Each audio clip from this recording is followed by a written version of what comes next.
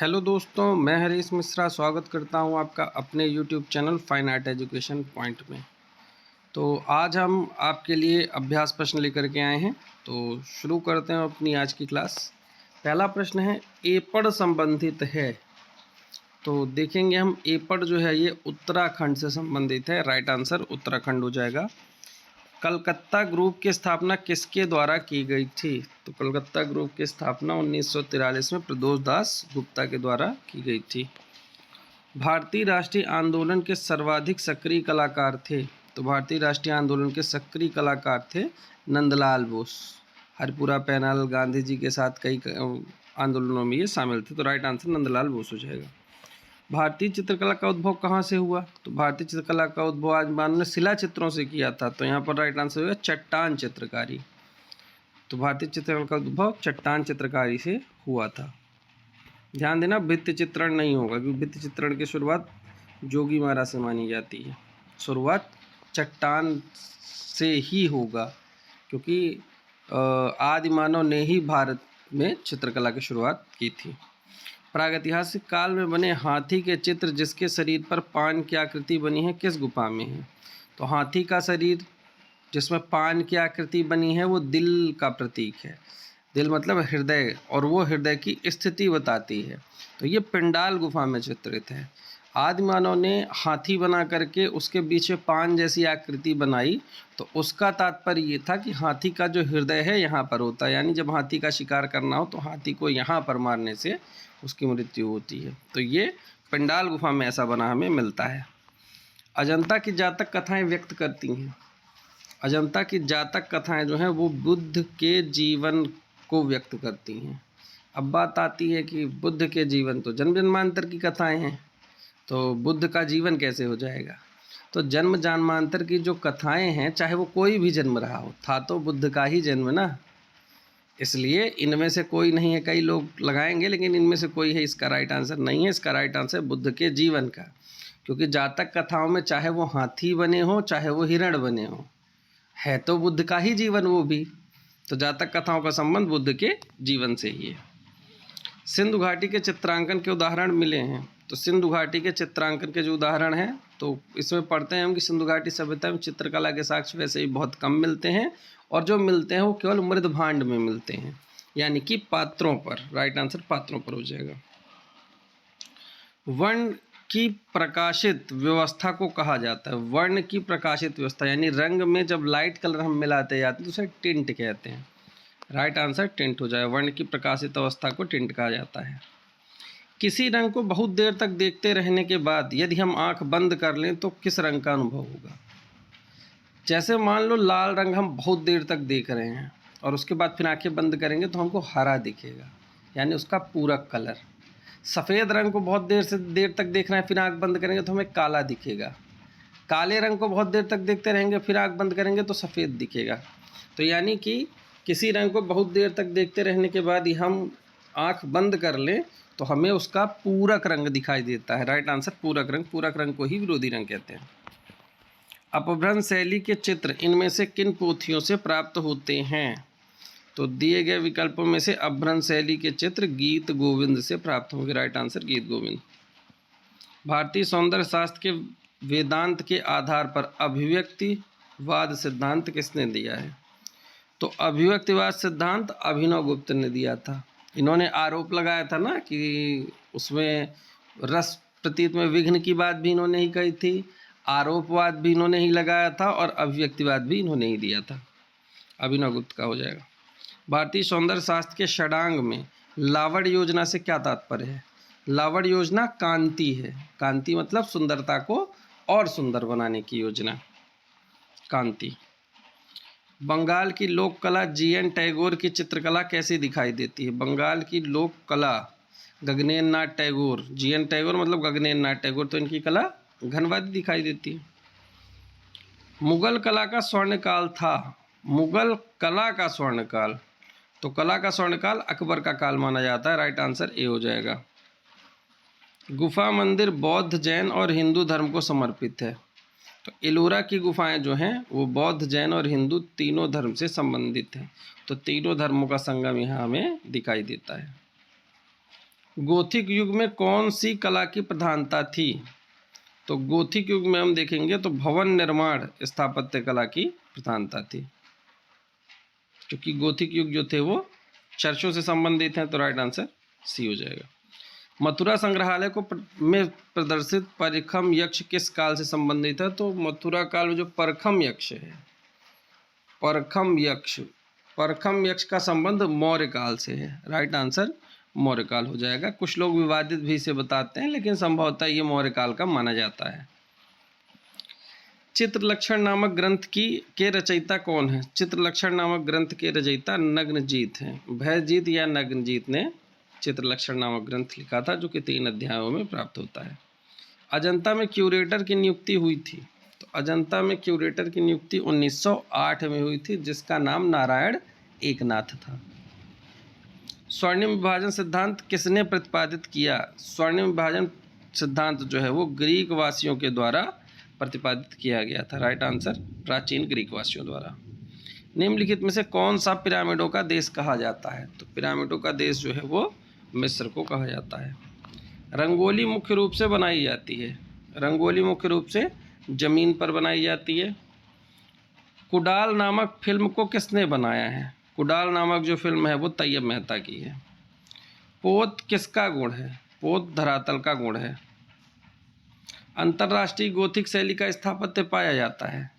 अंतर्राष्ट्रीय गोथिक शैली England, Germany, Italy, उपरोक्त सभी, तो ये तीनों जगह मिलता है। इंग्लैंड में भी है, जर्मनी में भी और इटली में, तीनों जगह चर्च गोथिक शैली में बने हमें मिलते हैं। राजस्थानी लघु चित्र शैली का उद्भव, जन्म, आरंभ किस काल समय अवधि में हुआ? तो मुगलों के समकाल यानी कि 16वीं शताब्दी में इसका आरंभ माना जाता है। राइट आंसर 16वीं शताब्दी ईस्वी, बी हो जाएगा इसका, 16वीं शताब्दी। हड़प्पा कालीन स्थलों से प्राप्त अधिकांश मोहरें किस सामग्री से बनी हैं? तो हड़प्पा कालीन स्थलों से प्राप्त अधिकांश मोहरें सेल खड़ी सामग्री से बनी हैं। एक इंद्रधनुष में 7 रंग होते हैं। राइट आंसर 7 रंग हो जाएगा। मूल रूप से वाटिक कला किस देश की है? तो वाटिक कला जो है वो मुख्य रूप से इंडोनेशिया की है। राइट आंसर इंडोनेशिया हो जाएगा। पूर्व ऐतिहासिक कला केंद्र रायगढ़ कहाँ स्थित है? रायगढ़ छत्तीसगढ़ में स्थित है। Right answer Chhattisgarh. किस कलाकार ने आलमगिरी नायडू से कला का प्रशिक्षण प्राप्त किया? तो राजा रविवर्मा के गुरु थे Alamgiri Naidu. Through the eyes of A painter film का निर्देशक कौन है? तो through the eyes of A painter film का निर्देशक M.F. हुसैन है। किस समय अवधि की पेंटिंग में पहली बार फूल, पत्तियों और पौधों को चित्रित किया गया? तो पहली बार फूल, पत्तियों और पौधों को मुगल सल्तनत काल में मुगल शैली में चित्रित किया गया है। चंबा किस कार्य के लिए प्रसिद्ध है? चंबा रूमाली कार्यों के लिए प्रसिद्ध है। भारतीय प्रतीक स्वास्तिक किससे विकसित हुआ है? तो भारतीय प्रतीक स्वास्तिक जो है वो सूर्य से विकसित हुआ है। राइट आंसर सूर्य। आद्य पुनर्जागरण का महान चित्रकार कौन था? आद्य पुनर्जागरण का महान चित्रकार ज्योतो था। राइट आंसर ज्योतो हो जाएगा। निहाल चंद्र किस राज दरबार के चित्रकारी थे? निहाल चंद्र जो है वो किशनगढ़ में राजा सावन सिंह के दरबारी थे। वहनीय लकड़ी का मंदिर जिसे लोक देवताओं को प्रस्तुत किया जाता है कहलाता? वहनीय मतलब जो चले, जिसे लेकर के चला जा सके। लकड़ी का मंदिर, तो जो कावड़ होती है उसे वहनीय लकड़ी मंदिर कहा जाता है, चलने वाला मंदिर, और जिसे लोक देवताओं को प्रस्तुत किया जाता है, तो हम ले जा करके लोक देवताओं को चढ़ाते हैं। तो राइट आंसर है कावड़। मूर्तियों में अकाइन मुस्कान कहाँ की मूर्तियों के लिए प्रसिद्ध है? तो ग्रीक। राइट आंसर ग्रीक हो जाएगा। अकाइन मुस्कान ग्रीस की। रजनामा किस हिंदू ग्रंथ का सचित्र अनुवाद है? रजनामा महाभारत का फारसी अनुवाद है। अवनींद्रनाथ टैगोर को सामान्यतः किससे संबंधित माना जाता है?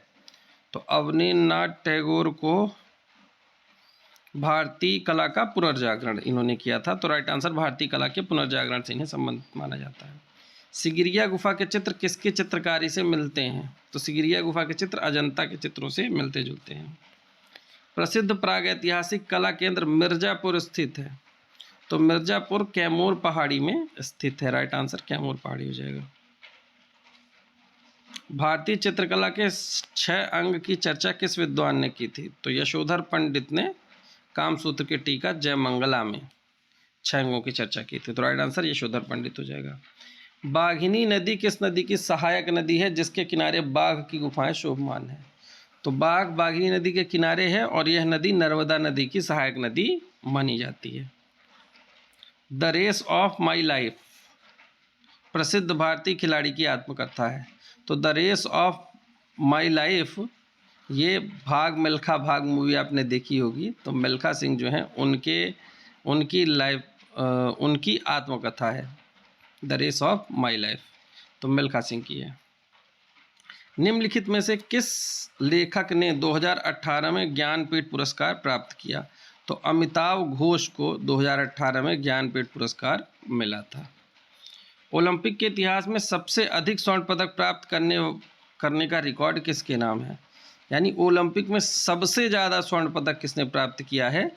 तो माइकल फेल्प्स जो हैं इन्होंने ओलंपिक में सबसे ज़्यादा स्वर्ण पदक प्राप्त किए हैं। को गोल्डन सिटी के नाम से जाना जाता है। तो जैसलमेर जिसे ऊँटों का देश भी कहा जाता है, इस सिटी को गोल्डन सिटी के नाम से जाना जाता है। इलोरा की गुफाएं किसने बनाई? तो इलोरा की गुफाएं जो हैं राष्ट्रकूट राजाओं के द्वारा बनाई गई थी। Right answer Rashtrakuta.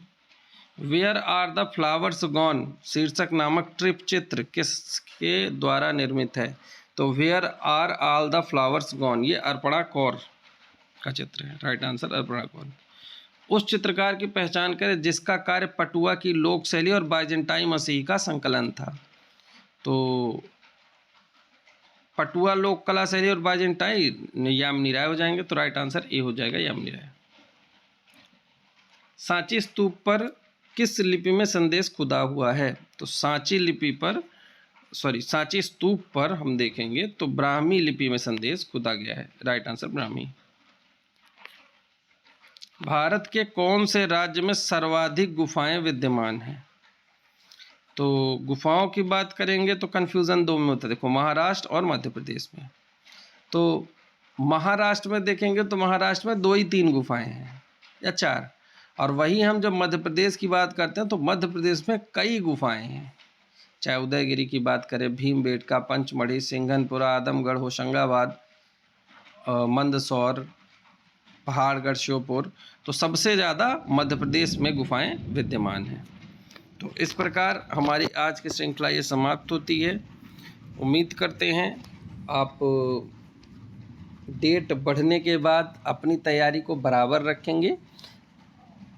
थोड़ा आराम से चलें, थोड़ा रेस्ट कर लें, धैर्य रखें। परीक्षा जब होनी है वो होगी ही।